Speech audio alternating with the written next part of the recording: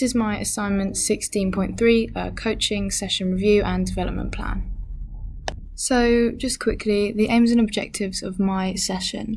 So the session aim was for all participants to improve their knowledge and understanding of the correct rounders techniques, including aspects of the game such as batting and throwing. And the objective was to have all participants be able to take part in a conditioned game of rounders in which they would use these correct techniques.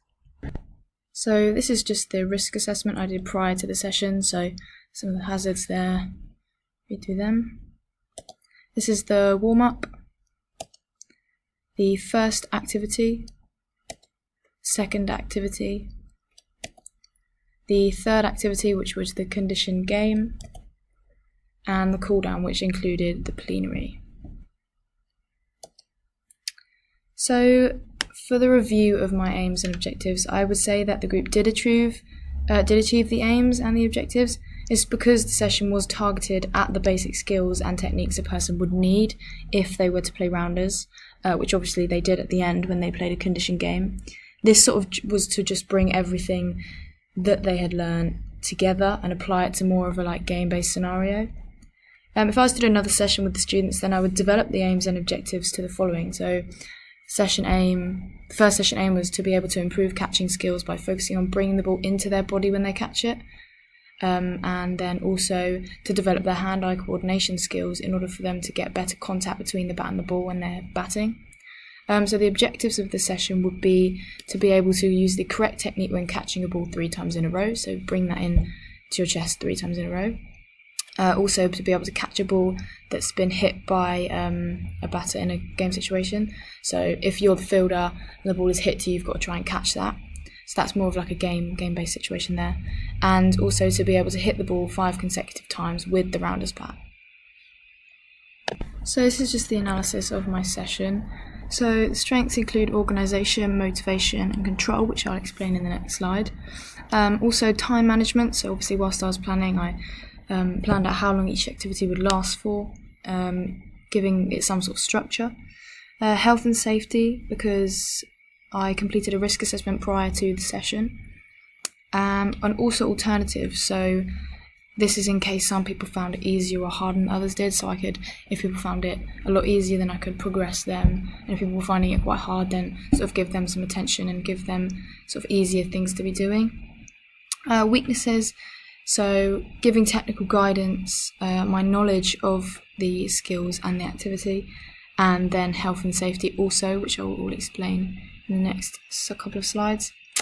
And then some opportunities to improve, so first aid courses, which would help me to develop knowledge on injuries and what to do in different scenarios. Also coaching and maybe even planning courses, if I felt like I needed to improve my planning.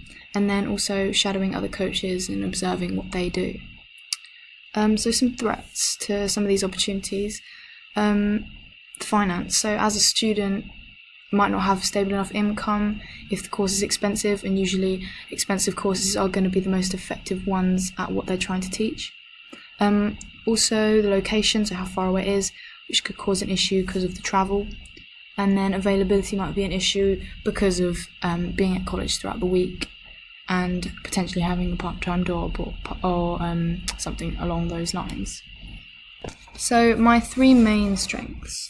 So motivation and praise. So the strongest element of my session was how much praise I was giving to the participants. I felt like this is really important because it gives them the confidence in their own ability, even if they're not the best at what they're trying to do. Because obviously if you're playing catch with someone and you keep dropping the ball, but then you do that one time when you do catch the ball and someone notices it, you're gonna be more confident when you're going again, rather than you keep dropping it and when you do catch it no one sees it. It's not going to change anything. So I ensured that I gave praise to everyone within the group rather than just targeting 1 or 2 people and being like, wow, they're amazing, even if they were technically better than everyone else, because this would make the others feel like I wasn't impressed by their ability and could potentially make them not want to perform to the best of their ability, which could even make people, angry or upset, or some people might just begin to mess around and sort of target me as the coach. So by giving them praise, I feel like this also motivated them and make them want to try hard and want to be the best. If I said, oh, that was a really good catch, or oh, that was a really good hit, well done, they're going to want to do that again, so they're going to be motivated to do that again. So obviously this was especially essential when all activities were sort of based around competition. So my next strength is organisation. So this includes having the equipment set up for all 3 activities before the session had even begun. So before, it took 15 minutes before the session started just to set out all the activities and then the warm-up. So just getting that all ready. This is because it's very good because it saves, the participants standing around. If you set out one and then be like, okay, you wait there while I clear this up and then set out the next one, they're going to be standing around and they're going to lose interest whilst I'll be setting this next one up. So organisation also relates to the organisation of the actual group, including getting them into pairs and teams for the game, as well as keeping them organised when performing an activity. Also, when planning, I was very organised because I'd set out all the drills I wanted to do with the group, made sure that all the equipment I needed was going to be available on that day of the session. Because, the worst case scenario is I'd get there and they didn't have any rounders bats or they didn't have any tennis balls, so you've got to plan that and be organised. Also, I had a few backup ideas in case, for example, the students weren't enjoying a certain activity and they were getting a bit bored, so I'd have to move on quickly, and so then it wouldn't have dragged out for the time I'd ideally have liked it to. So this was very organised of me to do this because it allowed me to sort of not panic if things, if I'm finished basically the session and I've still got technically 15 minutes left of time in the allocated slot, I would have started to panic. Whereas because I had that sort of backup idea, I knew what I would do in that sort of scenario. So it just sort of gets me like sort of ahead of the game, so I know what I'd be doing. So then also another strength was control of the group. So the group I was allocated was only made up of 7 people, so it was fairly easy to control. The group was also very well behaved and did exactly what I would tell them to every time. So this is probably because at the beginning I had them all sitting down and I briefly laid down some simple rules, just politely telling them, not to interrupt me when I'm talking to the group, and so, put their hands up if they have any questions or if they have an answer to a question. I feel like this gentle warning at the beginning kind of helped with the control I had over the group throughout the session. Despite this, I still joined in with the session to even the teams out, so I feel like this allowed the group to see me as sort of one of them, rather than just someone standing at the side watching over you and clearly being more of a teacher than actually more of a peer that I was trying to do. Maybe to just sort of help me feel a bit more comfortable during the session. So firstly, I'm just going to go through my first area of improvement, which is probably giving technical guidance.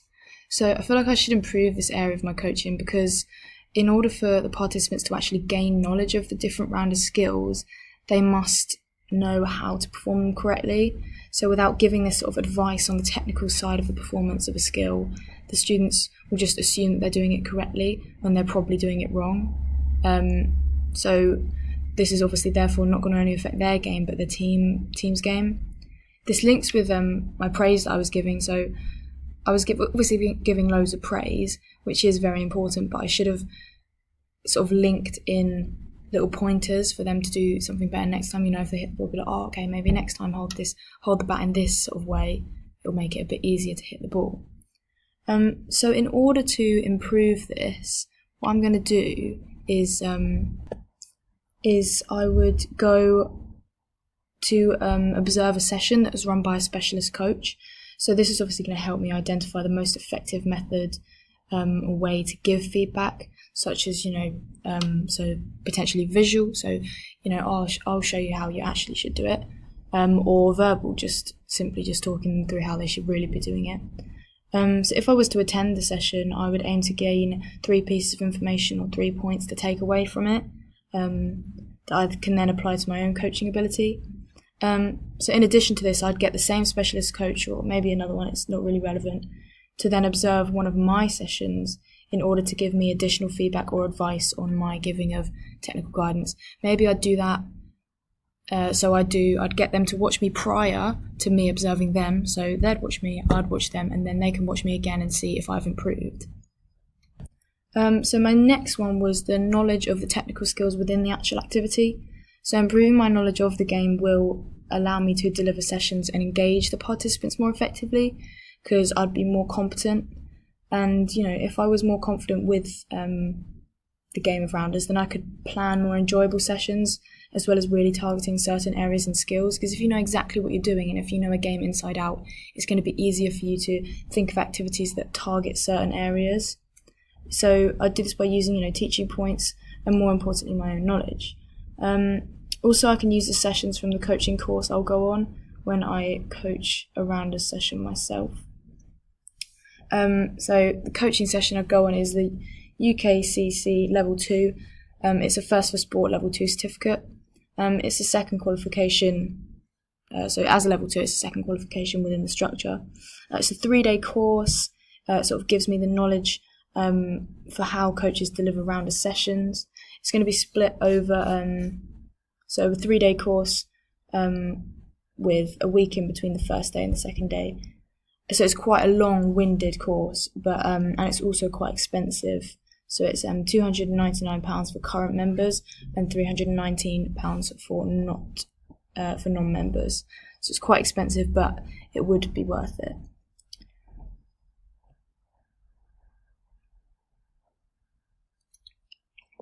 So my third area for improvement is health and safety. So for the session, I feel like it wasn't particularly dangerous, but I feel like I just it could have happened in a slightly less hazardous area. The surface wasn't dangerous at all. It's just there was just a few hazards here and there.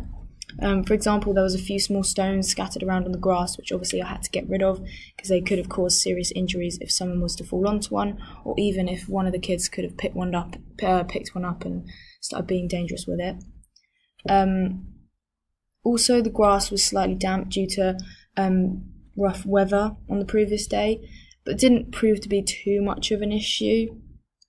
But obviously, it's still something that I should be considering.